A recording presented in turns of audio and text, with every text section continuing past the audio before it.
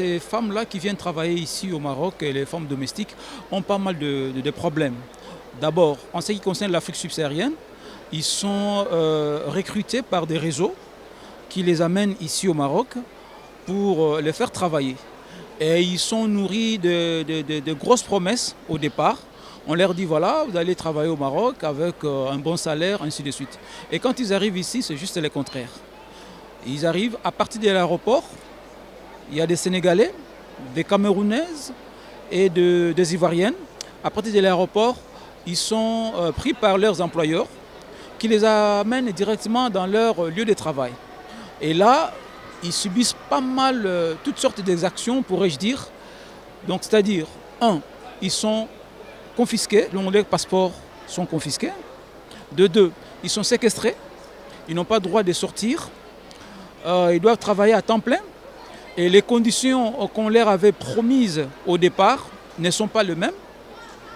Et là maintenant, il y a ceux-là qui travaillent dans une exploitation absolue, les conditions de travail non conformes. Il y a même des femmes qu'on a reçues, elles nous disaient qu'elles vivaient dans les caves. Et à manger, c'était aussi un problème. Les salaires étaient impayés.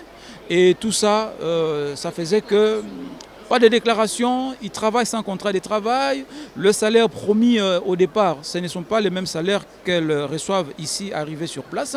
Et ils travaillent dans des conditions d'exploitation extrêmes. Et pour les Asiatiques, les Philippins ou les Philippines, eux, il y a quand même une petite organisation, malgré qu'il y a encore des réseaux de trafic.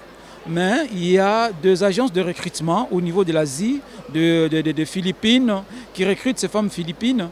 Et quand ils arrivent ici, ils sont directement envoyés dans leur lieu de travail. Mais malheureusement aussi, il y a certaines femmes qui sont aussi victimes d'exploitation, les mêmes genres d'exploitation. Donc ils travaillent, les heures de travail ne sont pas respectées.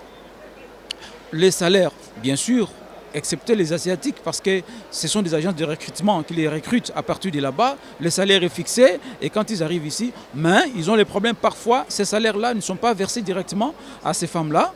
C'est versé dans les agences et les agences essayent de leur restituer leur part. Donc ce sont les difficultés que nous avons avec ces femmes domestiques. Vraiment, les conditions de travail ne sont pas conformes. Deux, ils travaillent dans l'exploitation, elles sont vraiment exploitées. Les conditions de travail ne sont pas conformes, les heures de travail ne sont pas respectées. Il y a aussi certains cas d'abus sexuels avec certains employeurs qui essayent d'abuser aussi ces femmes travailleuses.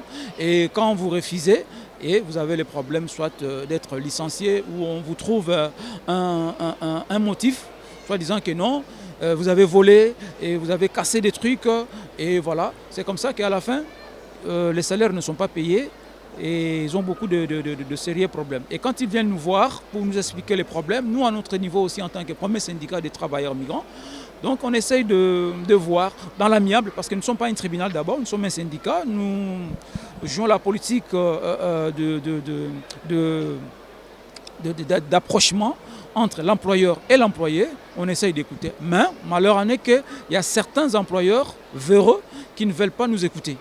Et en ces cas, on essaye de faire intervenir l'inspection du travail pour voir comment résoudre cette situation. Nous, en tant que syndicalistes, on essaye de voir comment pousser les politiques afin de faire pression à ces employeurs de pouvoir respecter la loi. C'est le gros problème maintenant, c'est au niveau de la respectabilité et de l'applicabilité de ces lois-là, mises en place par les gouvernements et adoptées par les parlements, mais qui ne sont pas respectées par certains employeurs véreux qui disent bon, il n'y a pas de loi au Maroc, ainsi de suite, alors que le Maroc est un pays de droit. Donc voilà un peu la situation de ces femmes-là. Elles ont des sérieux problèmes au niveau de leurs prestations, de leur situation de travail, séquestration, confiscation de leur passeport, conditions de travail non conformes à la législation du travail et ils sont victimes de la traite humaine.